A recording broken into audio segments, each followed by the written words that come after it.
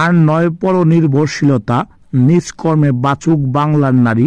এই প্রতিপাদকে সামনে রেখে সিরাজগঞ্জের সেবা মুক্ত স্কাউট গ্রুপ দরিদ্র ও দুস্থ মহিলাদের স্বাবলম্বী করার লক্ষ্যে সেলাই মেশিন বিতরণ কর্মসূচি অনুষ্ঠিত হয়েছে।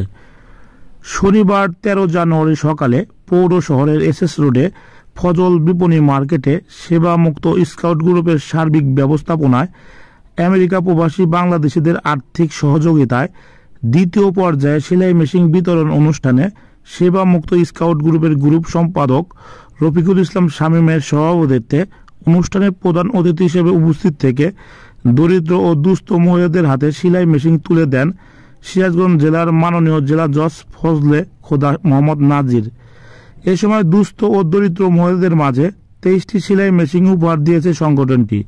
সেলাই মেশিন উপহার পেয়ে হাসি ফুটেছে অসহায় এসব নারীর মুখে। সংবাদের আলো, ডেস্ক নিউজ।